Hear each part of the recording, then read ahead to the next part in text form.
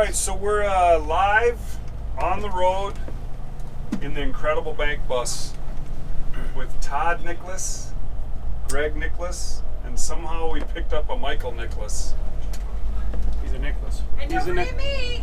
And Stephanie's back there. Stephanie, our tour guide, our That's leader. right. So Todd and Greg, I'm going to start. We're going to get right into this question and answer thing. You guys ready?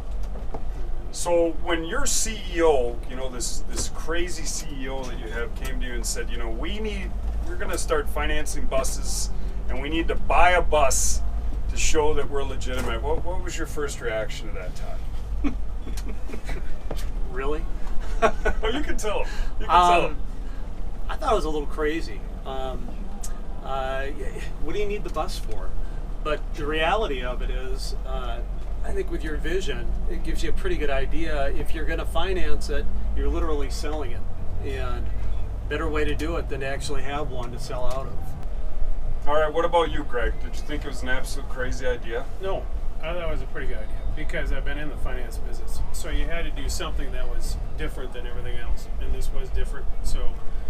And it showed the commitment to the industry. It works, and it immediately gets attention to the people that you need to get attention from. So obviously this was a fun thing that we're involved with.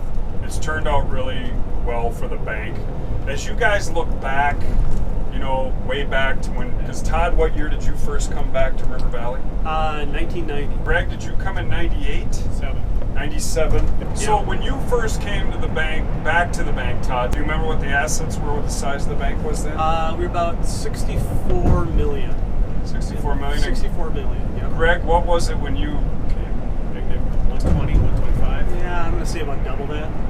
I don't think most people know that when you guys first got involved that the bank was that small. So today we're $1.3 billion. Yep. And you know, when you guys first got involved, you know, it was obviously less than 100 when Todd was there, and then just over $100 million when Greg came there. So exactly. For most of the, you know, for the video part, most people don't realize that all the major growth came from once you guys assumed leadership and then ownership. Now you look forward 10 years. Mm-hmm. What do you guys see? 3 billion, 3.5 billion, 4 billion. How do we get there? A lot of it is doing things different, being ahead of the industry and understanding where the opportunities are. And that's where a lot of these movements on a national basis have come into play.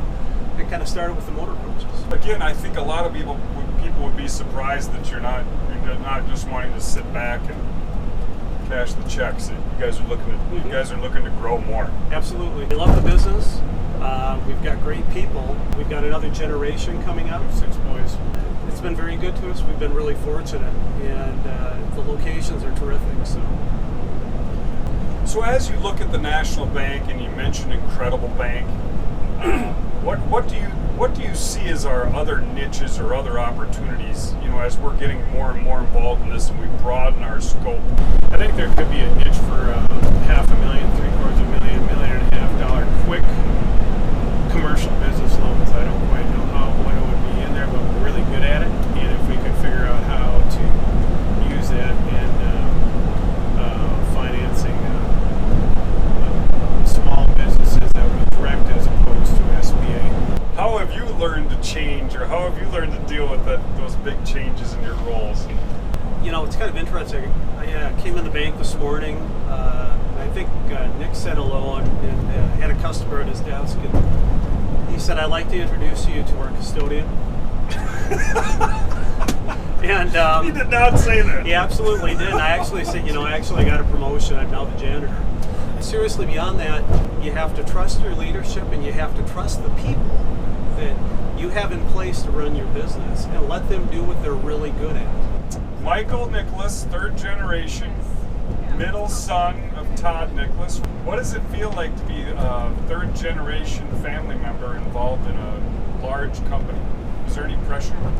Well, I mean, there's certainly pressure. I mean, seeing how big the bank has gotten, how much they've grown it since, you know, Grandpa took it over, and even when they bought it in the first place, is pretty incredible. You know, it also doesn't necessarily feel like pressure just because when they raised us to, you know, possibly take over the bank someday or become involved with the bank, the biggest thing is that they didn't want pressure on us.